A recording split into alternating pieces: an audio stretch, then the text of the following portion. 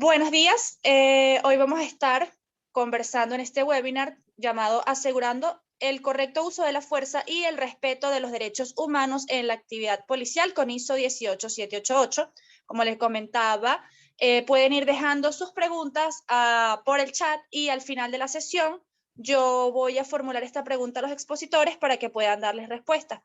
El día de hoy nos acompaña Adriana Silos, que es abogada experta en derechos humanos, exdefensora del pueblo en San Luis de Potosí, México. También nos acompañan Ramón Rodríguez, director ejecutivo del Comité de Expertos en Seguridad, Defensa, Orden y Paz de República Dominicana, y Celso Alvarado, presidente de QSI Global Ventures, experto en gobernanza y seguridad operativa. Muchas gracias, Verónica. Bueno, quiero dar las gracias a todos los que están en esta sesión por participar. Es una sesión muy importante en vista de algunos acontecimientos que hemos estado viendo en los medios. La compañía QSI yo la fundé en el 1993 y ya casi por 30 años nos hemos estado dedicando a proveer servicios de formación, principalmente en lo que corresponde a la gestión de calidad a base de la norma ISO 9000. Últimamente, en los últimos 15 años más o menos, nos hemos especializado en el sector público y también en el sector de seguridad, tanto con entes policiales, entes militares, etcétera. Nos vimos motivados a crear esta charla, como comenté, por algunos acontecimientos que han estado ocurriendo en diferentes partes del mundo, que tienen que ver con el uso de fuerza y también con el respeto a los derechos humanos, siendo que la norma ISO 18788 contempla algunos elementos respecto a estos temas. Consideramos prudente organizar esta breve charla para abordar el tema. Entonces, un poquito de background mío. Yo nací y me crié en la ciudad de Nueva York, por eso un poquito mi español un poquito tarzaneado, como dicen. Pero quería hablarle un poquito de mi infancia. Esta foto no soy yo, pero más o menos representa lo que yo recuerdo de mi experiencia con los policías en la zona de Nueva York que yo nací y me crié en los 70s. Era una zona muy caliente, como se dice. Y nosotros nos sentíamos libres de ir a jugar al parque. ¿Por qué? Porque teníamos a esos héroes que ustedes ven ahí. Así mismo es que yo tengo la recolección, mis memorias de cómo nos protegían los policías y para que sentir que estábamos libres de jugar pelota. Inclusive mis equipos de pequeñas ligas, tanto hasta la edad de 12 años, después hasta los 15 años, fueron auspiciadas a esas ligas por los policías de la comunidad. Entonces, mi experiencia con los policías en ese tiempo de mi vida son recuerdos muy bonitos. Ahora bien, ya creciendo y como adolescente y como un adulto joven, fueron cambiando algunas experiencias se pueden decir que experiencias un poco preocupantes, porque cuando uno vive en esos lugares, para poder sobrevivir, hay que caminar de cierta manera, hay que hablar de cierta manera, si no, no sobrevive. A pesar de que yo era un excelente estudiante, quizás porque estaba con algunos grupos y luego ya después que investigaban las cosas, sabían que yo no era quizás una persona de peligro, pero sí tuve mis experiencias un poquito incómodas.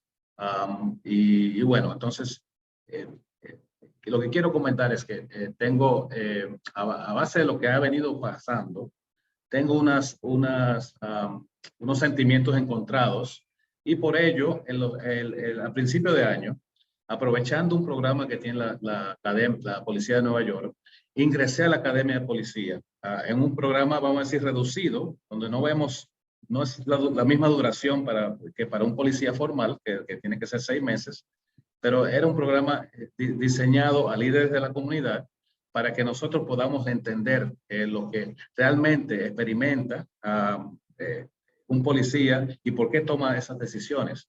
Entonces hice los mismos módulos que le dan a la policía, pero en 6 semanas, no, 6 meses. Entonces eso me dio a mí una apreciación excelente de por qué se toman ciertas decisiones. Y bueno, lo que veo ahora en las noticias me preocupa mucho porque siento que hay mucha confusión y hace falta aclarar algunas cosas, y por eso invité a dos expertos a que me apoyaran en este webinario para que podamos tener una conversación al respecto. Eso es básicamente la intención que tengo con este webinario, que se basa en la norma ISO 18788. Ahora, ¿qué es esta norma? Como ven aquí, la relación entre la comunidad y la policía en el anterior lámina se ve pacífica. Aquí es lo que quizás hemos estado viendo últimamente en los medios y que es preocupante. Entonces, la norma 18.788 lo que establece es un sistema de gestión que pueden aplicar los entes policiales. Y esta norma se publicó en el 2015. Tiene la misma estructura que tiene ISO 9001, que para los que conocen de esa normativa, y lo que hace es que proporciona un marco de gestión para esas organizaciones que realizan o subcontratan operaciones de seguridad y actividades y funciones relacionadas a la seguridad. Entonces, ¿qué es un sistema de gestión? Aquí en esta llamada tenemos personas que me pueden dar clase a mí sobre sistemas de gestión, como es mi colega Guillermo Suárez de allá de Argentina, como también personas nuevas que quizás no han escuchado sobre estas normativas. Por lo tanto, yo voy a tratar de manera rápida cubrir algunos puntos. Eso lo haré al final de la sesión, pero les quiero comentar que un sistema de gestión lo que procura es formalizar las tareas. Puede ser que usted sea un experto en materia de seguridad, pero si no está dentro de un ambiente que permite que esa pericia se aplique correctamente, ¿okay? Entonces para nada es esa pericia. Por lo tanto, al final de la sesión voy a mirar algunos elementos que contempla un sistema de gestión para operaciones de seguridad. O sea, ¿quién aplica esta norma? Esta norma, si bien en algunos de sus secciones enfoca a la seguridad privada, los elementos y los controles que allí se contemplan aplican a la policía también. Aplican a un ente militar, por lo tanto va más allá que lo que dice ISO 9001 y es más apropiada que ISO 9001 para ese tipo de operación y ese tipo de institución. Entonces, quiero, sin más preámbulo, pasarle la palabra a la doctora Adriana Silos, quien va a abordar el tema de los derechos humanos y cómo esto se relaciona a la norma ISO 18788. Adriana Silos. Gracias. Buenos días a todas y a todos. Bueno, yo estoy en México. Sí, un poco de mi experiencia, de la que aprendí sobre este tema en específico, fue como defensora pública penal. Y bueno, quiero comentar que justo a propósito de este tema, hace algunos días me llamó una ahijada, no sé si todos se comprenden lo que es una ahijada, pero bueno, yo soy su madrina, y me llamó para decirme que estaba muy preocupada porque su pareja había sido detenida. Y bueno, yo las conozco pues, y entonces, bueno, me platicaron todo lo que había pasado, las habían detenido saliendo de un restaurante, de un lugar, aquí le decimos antro, y al parecer alguna persona de la policía municipal había escuchado alguna palabra que ellas dijeron y que pensó que se referían a él, y entonces, bueno, sin más ni más, la detuvieron, les pusieron las esposas y se las llevaron aquí le decimos al juez de barandilla, ¿no? Es como un juez administrativo. El tema es que quedé sorprendida realmente, quizás de cosas que a lo mejor no se nos, o que las vemos en las noticias y que de pronto pudieran ser no tan comunes, pero lo que quiero decir es que si no lo he escuchado de ella, no hubiera creído que hubiera habido tanta arbitrariedad. Y bueno, el otro tema que nos preocupa ahora en México, muy importante, muy preocupante realmente, es el tema de las desapariciones de personas, donde después, digamos, de las primeras investigaciones, aparece personal policial, militar, de Guardia Civil involucrados. Y con esto quiero decir que en el tema de los derechos humanos, me parece que esta norma es muy pertinente justo para el ambiente que estamos viviendo en algunos países, en muchos países, sobre todo de América Latina, que vemos, en mi opinión, falta de conocimiento sobre estos temas y de las obligaciones que tienen las empresas de seguridad pública y privada para cumplir, digamos, con estos requisitos. La siguiente, por favor.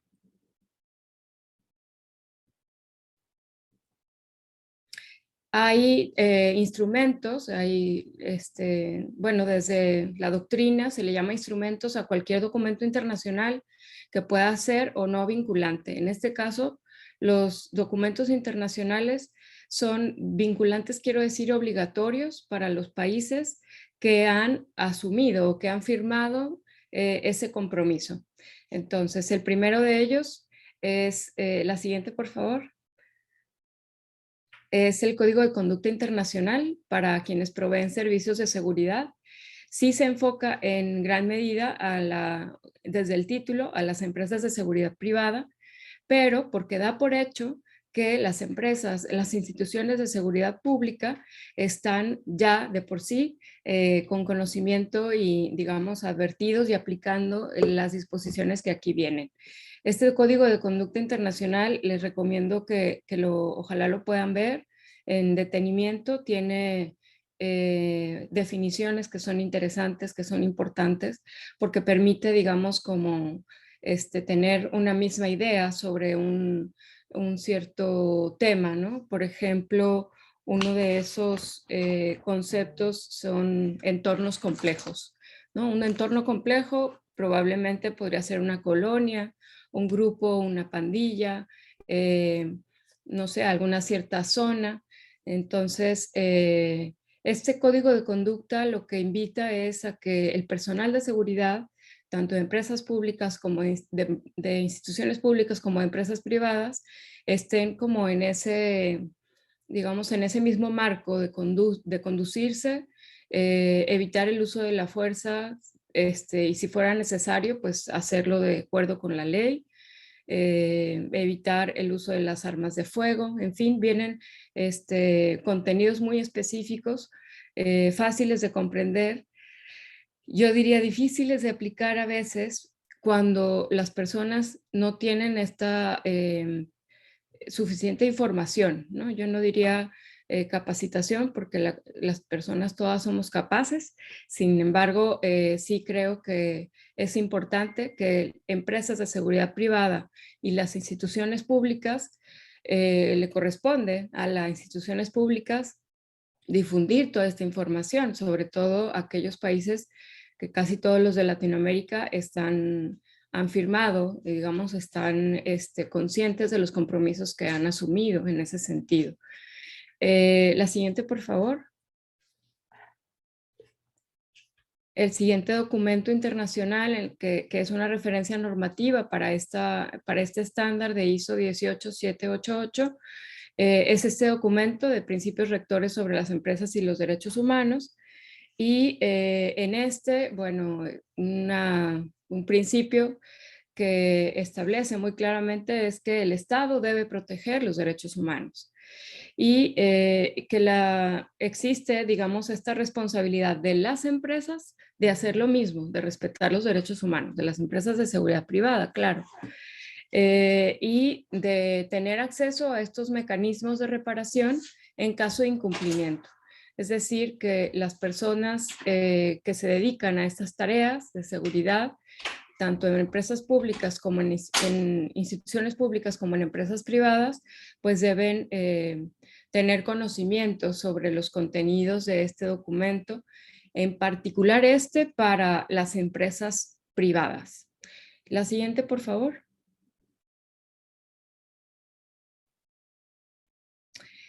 El documento de Montreux sobre obligaciones jurídicas internacionales y buenas prácticas de los estados. Este documento es muy especial para los casos de conflictos armados, que, bueno, yo diría que lamentablemente pues lo vemos muy, digamos, quizás cercano en algunos países donde hay conflictos armados por, no sé, en guerrillas, en grupos paramilitares que están dentro de los países. Y podríamos decir que este documento aplica, digamos, para esos casos. ¿Cuál es el antecedente? El antecedente de este documento es todos los principios y contenido del derecho internacional humanitario. Quiero decir brevemente que el derecho internacional humanitario se da específicamente en casos de conflicto armado. Hoy podríamos decir que pues no se están cumpliendo todos estos principios, por ejemplo, en el caso de Rusia contra Ucrania, ¿no? Porque uno de los principios pues es proteger a la población civil, proteger también los bienes, monumentos, patrimonio que constituye patrimonio de la humanidad, proteger a los heridos de guerra, no maltratar y no torturar a los prisioneros de guerra, en fin.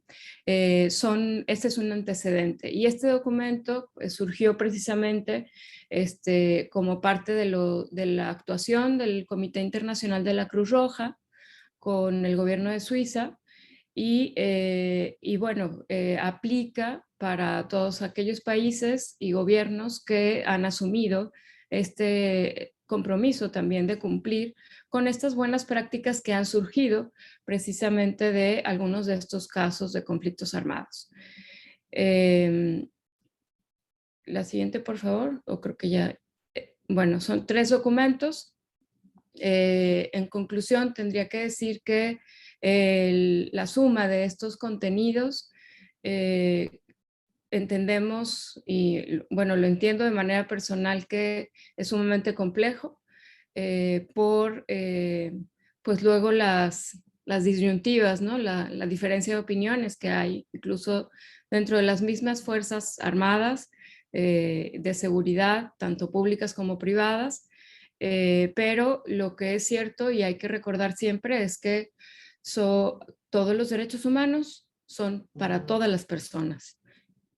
Aprende cómo establecer, documentar, implementar, auditar y mejorar un sistema de gestión con nuestros programas acreditados como auditor, auditor líder, coach, consultor e implementador de sistemas de gestión en los diferentes estándares internacionales ISO. ¿Qué esperas? Capacítate con nosotros.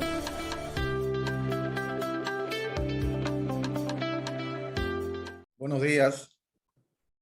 Estoy muy contento de estar aquí, ya que es un tema apremiante en la situación actual, no solo en mi país, República Dominicana, sino también a nivel mundial. Ahí Adriana puso unos cuantos ejemplos. Un estudio que yo quiero mencionar de una organización cuyo nombre traducido al español sería Armas Pequeñas, dice que de 2007 a 2012 se calcula que murieron 19,000 personas a manos de la policía en enfrentamientos con esta. Y aquí algunos ejemplos que he rescatado para un poco presentarle un panorama a nivel mundial. En 2019, la policía de Río de Janeiro mató a 1,810 personas, una media de 5 al día en 2019. En ese mismo año, la policía de Kenia mató a 122.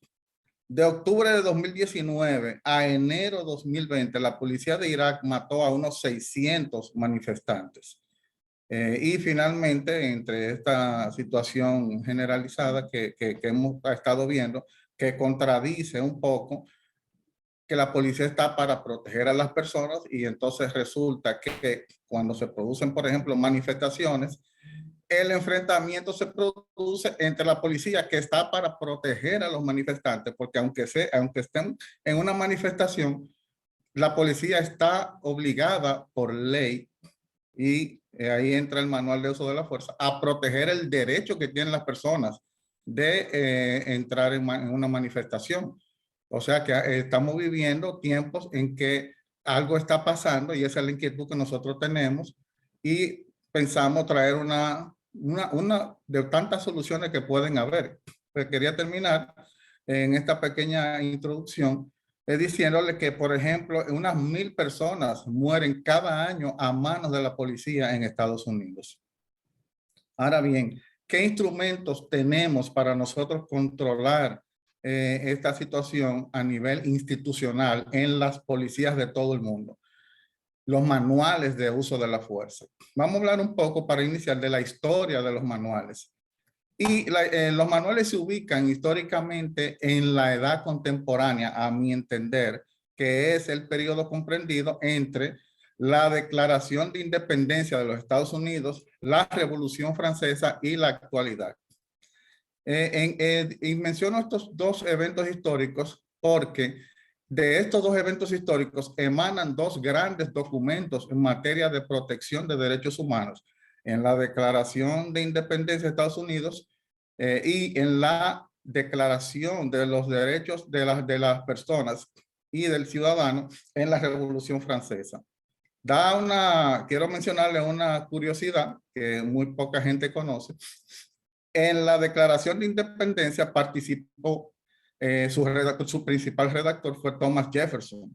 Y resulta que en la Declaración de los Derechos del Hombre y del Ciudadano de la Revolución Francesa, uno de los documentos fundamentales de esta revolución, también participa Thomas Jefferson. Entonces vemos este hilo conductor entre ambas.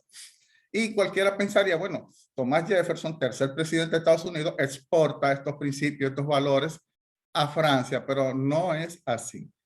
Qué bueno que existen, pero realmente hay que reconocer que Thomas Jefferson fue fuertemente influenciado por filósofos franceses como Voltaire, Rousseau y Montesquieu, filósofos que defendían que los hombres nacían libres e iguales.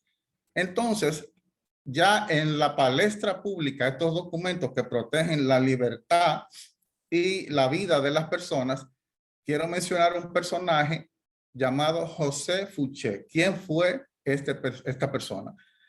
Toca entonces, después de la Revolución Francesa, ya trabajar en otro orden institucional, en un orden de protección y garantía de los derechos de la persona, la libertad, el orden público, la integridad. Entonces, José Fouché fue el primer ministro de policía en Francia luego de la Revolución Francesa. Ya ustedes saben que entonces entra en el dilema de cómo manejarse pre-revolución. No había los respetos ni las garantías que dieron lugar a esta misma revolución, entre otras múltiples variables, y post-revolución, donde ya el policía tiene que actuar de otra manera. O sea, yo pensando en Fouché como policía, en el reto que enfrentaba en ese momento. Y hay una frase que explica lo que él sintió, que se le atribuye a él. La frase dice: la libertad es como el agua y el orden público es como el oxígeno. ¿Qué rescato de esa frase? Que se puede vivir sin libertad, como se puede vivir sin agua, por varios días, pero el orden público es como el oxígeno, del cual no se puede prescindir más de unos cuantos minutos. Por lo tanto, él se encuentra en el dilema: tengo que preservar el orden público por encima incluso de la misma libertad que ellos acababan de conquistar. Entonces, en ese documento, en esa declaración de la Revolución Francesa, en el artículo 4 ya menciona la libertad y dice: la libertad consiste en poder hacer todo lo que no sea perjudicial al otro. Así, el ejercicio de los derechos naturales de cada hombre no tienen otros límites que aquellos que aseguren a los otros miembros de la sociedad el disfrute de estos mismos derechos. Y el artículo 10, por primera vez aparece el concepto de orden público. Y dice: nadie puede ser inquietado por sus opiniones, incluso las religiosas, siempre y cuando esa manifestación no altere el orden público establecido por la ley. La próxima diapositiva, por favor. En la importancia de la aplicación de este manual de uso de la fuerza, quiero señalar que de dónde surgen los manuales de uso de la fuerza. Ya vimos todo el condicionamiento jurídico que se produce luego de estas dos declaraciones, grandes declaraciones, entonces los países fueron organizándose jurídicamente para garantizar la aplicación y el respeto de estos derechos. Ahí surgen entonces que hoy día las leyes regulan cómo y cuándo la policía debe recurrir a la fuerza. Estas normas están contenidas en los principios básicos de las Naciones Unidas sobre el empleo de la fuerza y de armas de fuego por los funcionarios encargados de hacer cumplir la ley. Si ustedes me pidieran que resumiera en una sola línea este documento que consta de 26 principios básicos, les diría que en síntesis las autoridades del Estado, incluida la policía, tienen la obligación máxima de respetar y proteger el derecho a la vida. Cuando no hay una correcta aplicación del uso de la fuerza, se considera uso abusivo de la fuerza. Y este es uno de los elementos que provoca la pérdida de confianza por parte de la comunidad. Como conocen todas las policías del mundo, la posibilidad de realizar un trabajo adecuado en materia de seguridad, entonces se ve seriamente comprometida. También hay que diferenciar entre brutalidad policial y uso inadecuado de la fuerza. La brutalidad es un acto consistente de causar daño más allá del control de una situación, mientras que el uso inapropiado puede reflejar la incapacidad de manejar una situación, ya sea por falta de entrenamiento adecuado u otros motivos. El uso innecesario de la fuerza puede ser un error de buena fe en un intento por manejar una situación. La brutalidad nunca es de buena fe. El uso innecesario puede resolverse con una mejor capacitación técnica, mientras que la brutalidad refleja un problema mucho más profundo. La aplicación de un manual de uso de la fuerza ayuda a no usar mayor fuerza de la necesaria. Tercera diapositiva, por favor.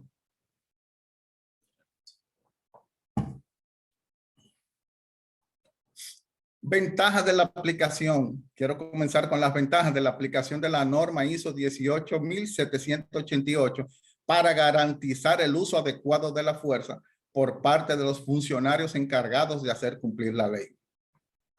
Primero, permite estandarizar las funciones y tareas a desarrollar. ¿Cuál es la importancia de estandarizar? En el caso de nosotros, en República Dominicana, y como ocurre en muchos países, nosotros somos una policía nacional.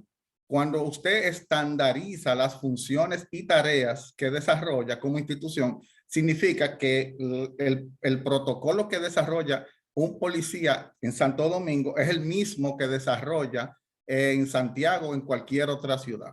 Entonces, esta norma 18.788 permite esta estandarización de funciones. Garantiza que los derechos humanos y libertades fundamentales sean respetados sin descuidar la prevención de actos ilegales. Permite visualizar una evaluación sobre los efectos de la ejecución de sus operaciones, es decir, qué consecuencia trae el modo de operar de nosotros, y eso permite una mejora continua. También garantiza el cumplimiento de normas de carácter laboral. Este cumplimiento de normas, aquí entra el manual de uso de la fuerza. Son normas de carácter laboral que mantienen a los miembros dentro de sus límites.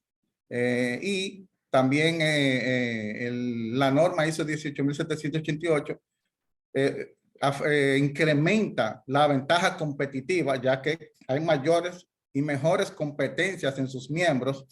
Demuestra el compromiso con los ciudadanos por parte de la institución, una institución que se certifica. Entonces ya el ciudadano percibe que la institución quiere mejorar, y eso ayuda mucho en lo que es la imagen institucional que tanto favorece al momento del policía realizar su labor. Demuestra también una conformidad con la ley y los derechos humanos.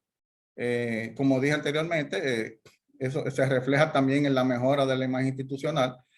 Ayuda a estandarizar soluciones ante conflictos o riesgos.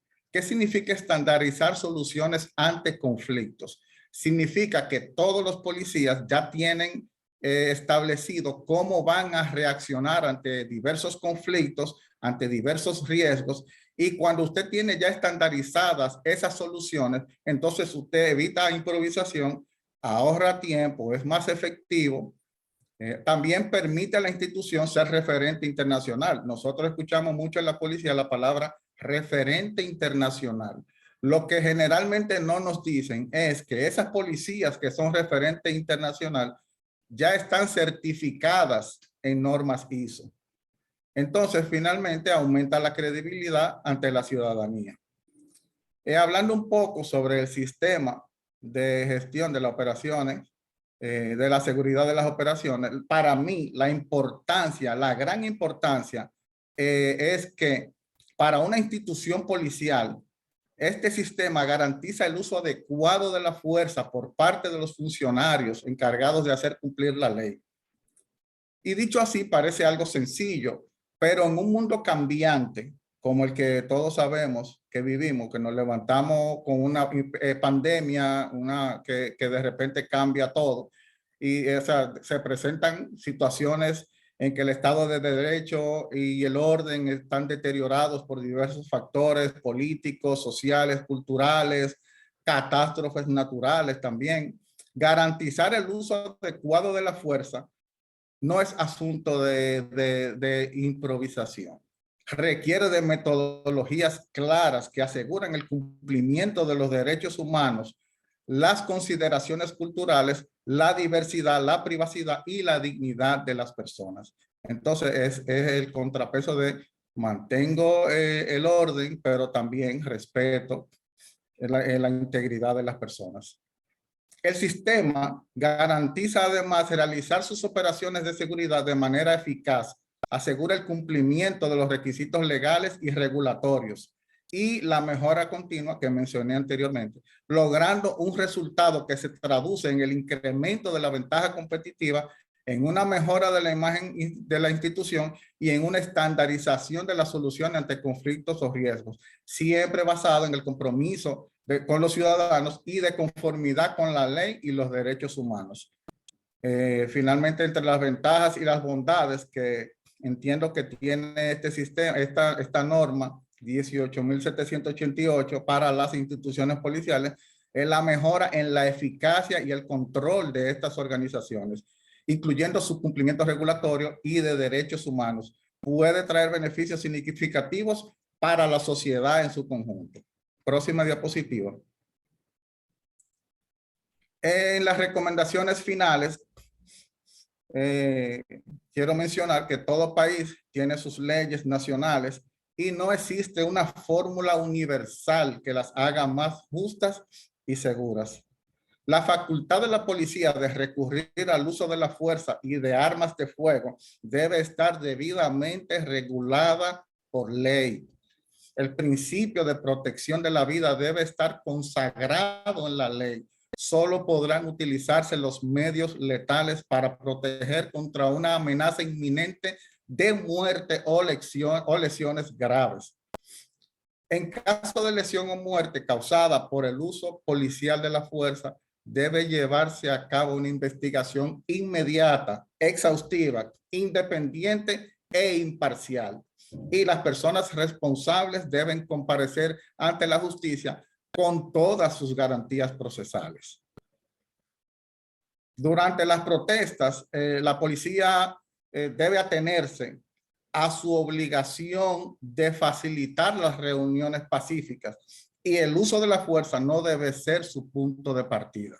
Por eso muchas organizaciones de derechos humanos acusan a la policía de usar la fuerza en un aspecto que parece ser legal, pero la usan demasiado rápido. Este no debe ser el punto de partida. Las personas detenidas tienen los mismos derechos que las demás en cuanto al uso de medios letales. Y los gobiernos tienen la obligación de garantizar que todas las personas pueden ejercer su derecho a la libertad de reunión pacífica, incluso a través de una protesta. Quiero finalizar señalando que nos encontramos en una disyuntiva muchas veces porque tenemos una institución que tiene su manual de uso de la fuerza, pero tenemos una institución que comete abusos de uso de la fuerza. Entonces, ¿qué es lo que pasa? Y ahí le suelto la presentación a mi compañero Celso Alvarado, que va a hablarnos un poco de qué es lo que falta para conectar con la existencia de un manual de uso de la fuerza y su implementación en la institución. Una reflexión de despedida para dejarla en la mente de todos ustedes.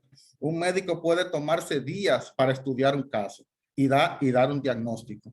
Un abogado puede tomarse semanas para estudiar un expediente y emitir una opinión. Un policía tiene segundos para una actuación y no puede quedar mal. Muchas gracias. ¿Crees que el mercado se ha vuelto más competitivo?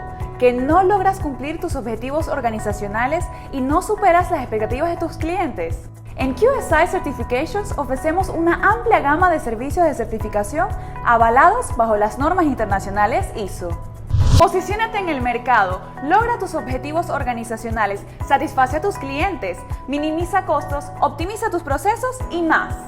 Certifícate con nosotros y llevemos tu negocio al siguiente nivel. Llevémoslo hacia el futuro.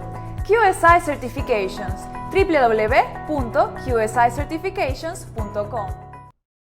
Vamos a hablar de cómo entonces aplicar la norma ISO 18788. Nuevamente, para esta sección hay un curso de una semana, ¿vale? Entonces no le voy a dar mucha justicia al tema, pero vamos a ver algunos puntos que son importantes para que esos manuales de uso de fuerza se apliquen correctamente.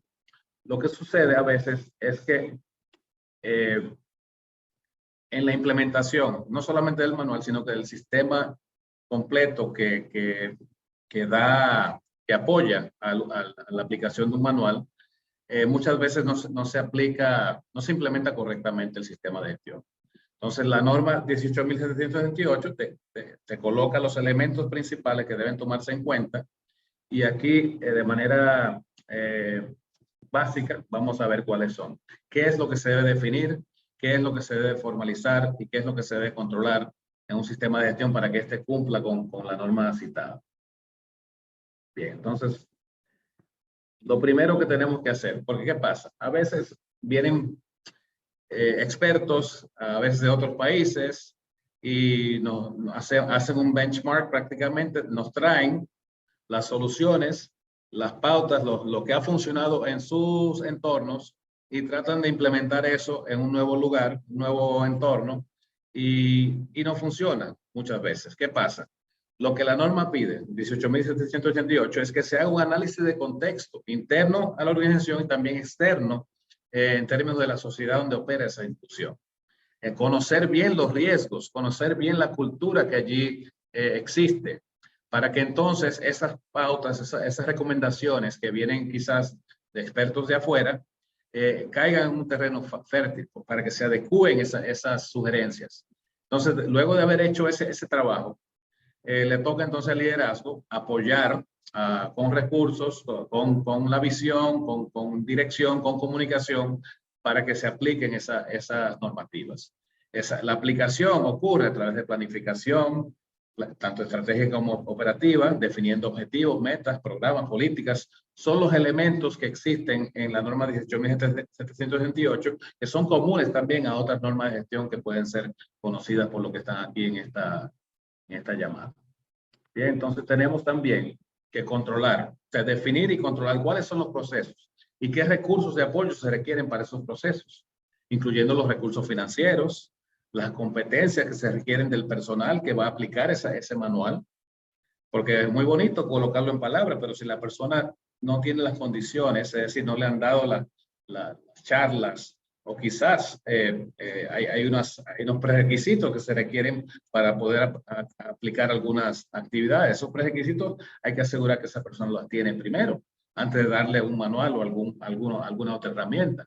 La infraestructura que se requiere, la documentación, si hay que subcontratar en algunos casos, la comunicación que se debe dar y los servicios de apoyo que sean requeridos. Son las cosas que hay que definir y controlar en un sistema de gestión.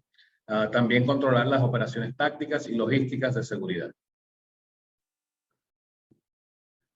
Bien, entonces la norma también requiere que la institución se autoevalúe, evalúe su desempeño no solamente de los procesos, no solamente de las personas, sino que del sistema de gestión en general, que hayan indicadores de desempeño y que eso se evalúen periódicamente, que se realicen auditorías internas, y hablaremos un poquito más sobre eso más adelante, y que la alta dirección revise periódicamente cómo está funcionando el sistema de gestión. ¿Para qué?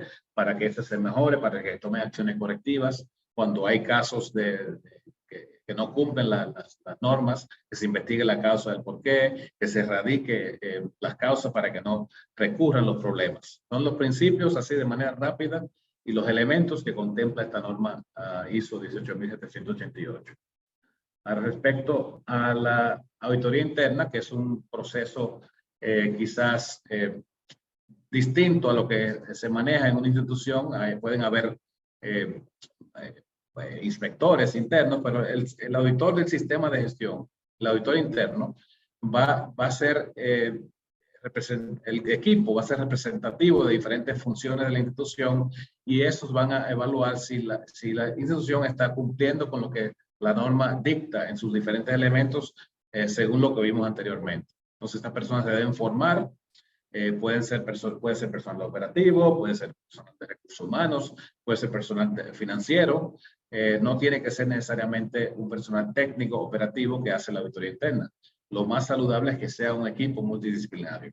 Entonces, este equipo hace revisiones, auditorías, de manera, vamos a decir, son prácticamente facilitadores de mejora, porque van detectando las debilidades y con su pericia, la institución va definiendo cómo debe posiblemente abordar esas debilidades, qué acciones deben tomar, y los auditores reciben las propuestas de mejora y critican de manera constructiva si creen que va a ser factible o efectiva.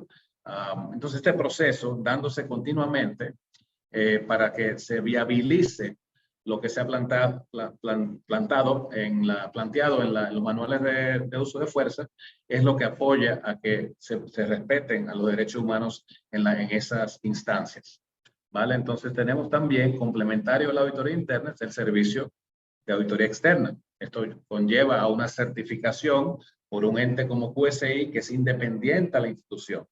Entonces, es diferente a la auditoría interna, porque la auditoría interna se enfoca más a los procesos de las áreas, y aquí estamos mirando la implementación de manera general, viendo si correctamente se definieron las políticas, si correctamente se está llevando el proceso de auditoría interna, si se está haciendo la revisión por la dirección correctamente, y con estas evaluaciones que se realizan generalmente anualmente, en algunos casos cada 6 meses, también la alta dirección puede tomar esta información para seguir haciendo esa mejora, que a veces es un poco difícil al principio, porque aparecen muchas oportunidades de mejorar la gestión, y luego se convierte en una etapa más continua, más de steady state, como decimos en inglés, donde ya se convierte en una relación donde prácticamente dependen de nosotros.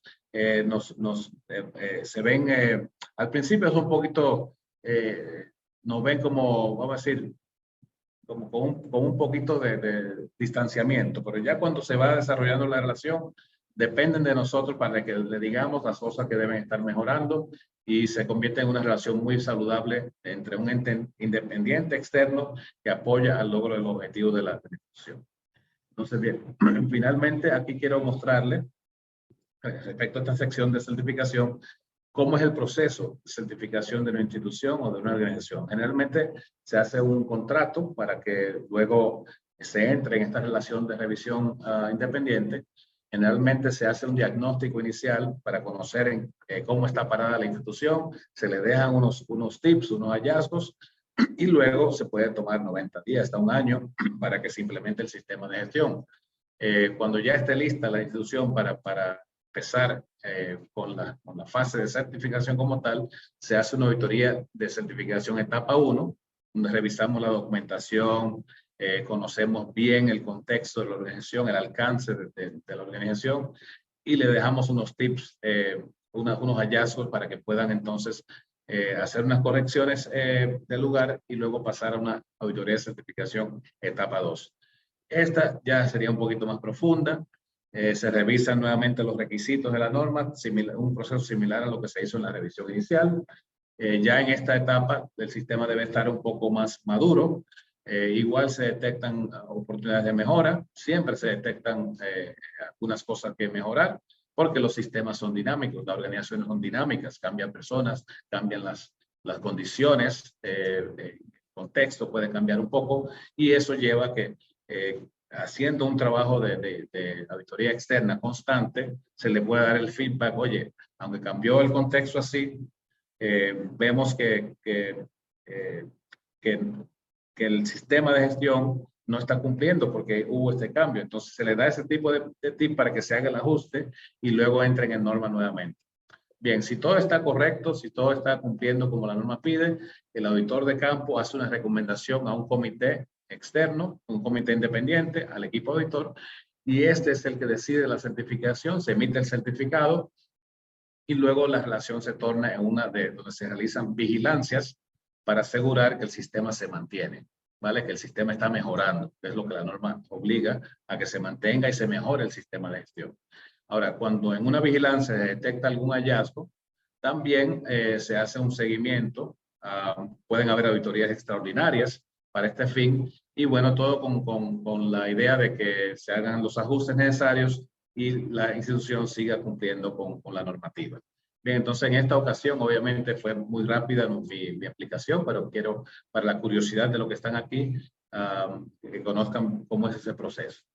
Entonces el auditor es un ente independiente que facilita en conjunto y de la mano con los auditores internos, de la mano con la alta dirección, de la mano con los expertos internos, el logro del objetivo de la institución.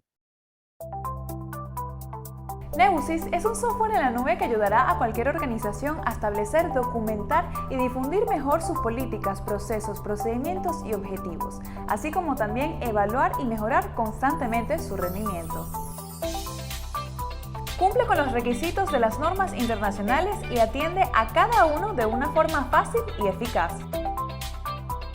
Nebusys, tu solución para organizar tus sistemas de gestión en la nube.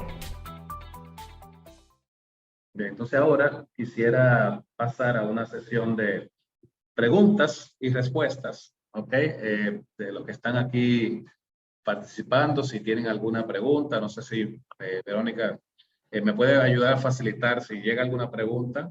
Sí, ya tengo un par de preguntas que me dejaron por el chat durante la presentación. De igual forma, recuerden que si tienen alguna otra, pueden seguirla dejando por el chat. Procedo. Ajá. Ok, sobre los cursos que estaba mencionando ahorita, ingeniero, preguntan, ¿para poder tomar estos cursos de estas normas hay que ser policía? No, absolutamente que no. Los cursos son para cualquier persona que le interese conocer los requisitos que aplican a una organización de seguridad, una institución de seguridad. Podría ser una persona que venga del área de seguridad, como no. Hay personas de la comunidad que quieren también conocer cómo debe operar una institución, se forman estos requisitos para también darle el feedback a los oficiales y a los dirigentes de estas instituciones para que así puedan mejorar su gestión. Así que no se limita a personal de seguridad. Ok. Preguntan también por aquí, ¿cómo se diferencia esta norma de la ISO 9001? Vale. Entonces, creo que comenté durante la presentación que esta norma, la 18.778, pues, es mucho más extensa. La 9001 es genérica, es una norma para sistemas de gestión de calidad para cualquier tipo de institución. Lo bueno de este documento es que aborda temas que son vamos a decir, de preocupación de la institución, con un idioma, con un lenguaje más aterrizado a la institución, aborda con más claridad el tema de riesgo, entonces es más aplicable. Y un personal de seguridad que lea esta norma versus la 9001 se va a sentir un poquito más identificado y va a entender exactamente lo que tiene que hacer versus la 9001. Ok. Tengo otra pregunta por acá. ¿Por qué los derechos humanos se relacionan con el uso de la fuerza y cómo podemos lograr cumplir los requisitos de los documentos internacionales? Esta creo que es para Adriana. Sí, bueno, se relacionan con los derechos humanos, pues por el simple hecho que el trabajo de la seguridad, tanto pública, por parte de las instituciones públicas como de empresas de seguridad privada, trabajan con personas. De modo que lo primero que se debe proteger pues es la dignidad, el derecho de todas las personas, como ya lo había comentado. Y bueno, la forma de cumplir con estos requisitos, pues el primer paso sería conocerlos, conocer a fondo el contenido de estos documentos y de otros, como podría mencionar el más común, que me gusta mucho porque engloba, digamos, hace una muy buena síntesis y es la Declaración Universal de los Derechos Humanos. En esta declaración, pues todos los países del mundo están comprometidos con esta aplicación. Así que, bueno, pues esa podría ser un primer paso, ¿verdad? Conocer los contenidos de estos requisitos, de estos documentos internacionales, capacitar al personal, formarlos, educarlos. Y yo diría que en muchos casos es como un efecto, digamos, dominó, ¿no? Si se prepara un grupo de personas dentro de la organización y estos a su vez replican hacia otros grupos dentro de la misma organización. Entonces, eso es lo que en muchos casos hemos visto que funciona, ¿no? Capacitando primero a un grupo y que este sea como un grupo líder y se vaya replicando la información. Esa sería la forma de que se podría dar cumplimiento con estos instrumentos internacionales. Okay, tengo otra pregunta que me parece que va relacionada con una que acaba de contestar usted, ingeniero. Dice, soy ingeniero industrial. Si quisiera ser auditor en esta norma, ¿debo tener conocimientos policiales? No necesariamente. Como comenté, es el complemento y la sinergia entre los conocimientos de un ingeniero industrial y, por ejemplo, un equipo auditor. Debe estar representado en ese equipo auditor las diferentes pericias que son necesarias para que el trabajo se haga correctamente. Puede ser que una persona que solo tenga conocimientos policiales no tenga los conocimientos que tiene un ingeniero industrial. Entonces, pero la unión de esos dos crea una sinergia que es muy beneficiosa para la institución. Entonces, de igual manera, un ingeniero industrial no tiene que necesariamente tener conocimientos policiales para formarse en estos temas. Obviamente, la norma te da unos conocimientos generales, ¿verdad? Pero combinado con un experto que conozca los temas ya operativos, se hace un buen trabajo. Entonces, sí, no es necesario tener conocimientos policiales para poder formarse como auditor. Perfecto. Tengo otra pregunta. ¿Cree que pueden darse condiciones en determinados países que repercuten en un mayor número de homicidios a manos de la policía? Esta es para Ramón. Ramón. Sí, sí.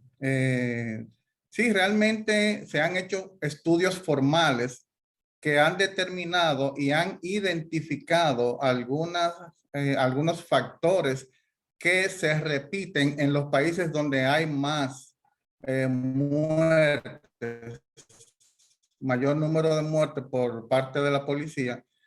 Suele darse una combinación de factores en estos, como una legislación inadecuada, países cuya legislación todavía son un poco débiles para sustentar fuertemente el respeto a los derechos humanos. Son países también generalmente donde hay más muertes, países con discriminación racial o de otra índole, ya que estos, si podemos llamarlo odios, pues gatillan circunstancias que entran en mucha violencia y que te degeneran en muerte por parte de la policía a ciudadanos en pos de querer controlar situaciones que se le escapan de la mano. También países donde hay mucha inseguridad, se producen muchas muertes, o también países que están en medio de conflictos y También es muy notorio el alto número de muertes por parte de la policía en manos de estos funcionarios encargados de hacer cumplir la ley. Y finalmente, hay una característica que en mi opinión es la peor que se puede presentar, que es la impunidad arraigada. Es decir, que las personas, o sea, en este caso los miembros policiales que han incurrido en una violación y en una muerte, pues no hayan tenido una condena definitiva. Entonces, esta impunidad es un mortífero círculo vicioso de violencia. Excelente, Ramón. Gracias. Tengo un par de preguntas más. ¿Puedes darnos un ejemplo de una situación en que sea legal la aplicación de un determinado nivel de uso de fuerza, pero que por alguna razón no debería emplearse? Si es legal el uso de la fuerza, entonces no debería haber nada que impida su utilización. Y ahí entra mucho la pericia del policía, para la cual tiene solamente segundos para tomar una decisión. Pero realmente, por ejemplo, puede darse esa situación que es, vamos a poner un ejemplo, cuando la policía utiliza el gas lacrimógeno y el cañón de agua, que en manifestaciones, pues estos dos solo deben usarse para devolver, por ejemplo, en una protesta, controlar la gente en pos de que la gente pues se calme, porque son situaciones de violencia generalizada. Ya cuando se autoriza el uso de gas lacrimógeno, el cañón de agua, pues son situaciones que según lo establecen las normativas, deben ser situaciones de violencia generalizada. Ahora bien, si esta gente sobre la cual se está utilizando estas dos fuerzas, el gas lacrimógeno y el cañón de agua, si no tienen hacia dónde escapar del lugar, entonces hay que tener mucho cuidado, porque entonces la gente eso lo que va a generar son consecuencias peores que la misma que está ocurriendo. Entonces, esos no sirven en ese momento para contener la violencia, sino que podrían incrementarla, aún siendo un uso legal establecido, porque hay una violencia generalizada. Pero cuando se usan esto, la gente tiene que tener, por ejemplo, hacia dónde va a escapar, va a correr. Perfecto. Tengo otra pregunta por aquí. Bueno, esto es más un comentario. Soy policía de República Dominicana y me gustaría capacitarme en dicha área, ya que soy facilitadora del uso de la fuerza y los derechos humanos en la institución. Al final de la presentación, de que se terminen todas las preguntas, yo les voy a dar un correo electrónico donde nos pueden contactar y ahí te vamos a facilitar toda la información para que puedas participar en nuestros cursos. La última pregunta que me queda por aquí, ¿se puede aplicar esta norma para una organización de seguridad privada? Déjeme tomar esa. Entonces, la norma como tal, en muchos lugares se refiere a la seguridad privada. Por lo tanto, principalmente se redactó para ese tipo de organización. Pero como ven en la misma norma, en algunos elementos lo deja muy abierto a cualquier tipo de institución. Por eso es que pensamos que se puede aplicar con más facilidad esta norma que 9001 a una institución policial. Pero la respuesta es sí, porque se escribió principalmente, se redactó principalmente para seguridad privada, pero se aplica a cualquier tipo de institución que tenga que llevar a cabo operaciones de seguridad. Muy bien. Por el momento, esas son todas las preguntas. Vamos a ver entonces esta parte, ¿no? No sé si Verónica quiere hablar un poco de los servicios que ofrecemos de formación. Claro. Bueno, como les estaba comentando el ingeniero, nosotros tenemos varios programas acreditados por ANSI. Nuestros cursos en esta norma pueden ser auditor, auditor líder, implementador, consultor o coach. Como les comentaba, tienen el proceso de certificación. Para este proceso es bastante interesante el curso de auditor y auditor líder, porque pueden conocer todo lo que implica este proceso de certificación y cómo enfrentarse a dicho proceso, cómo prepararse. Si están en una fase anterior a la certificación y están buscando es implementar estas normas en sus organizaciones, pues el curso de implementador sería mi recomendación. También tenemos el curso de coach. Todos estos programas son programas acreditados. Si quieren más información, pueden dejarme también su correo electrónico por aquí por el chat. Ya vi que un par de personas me han dejado sus correos.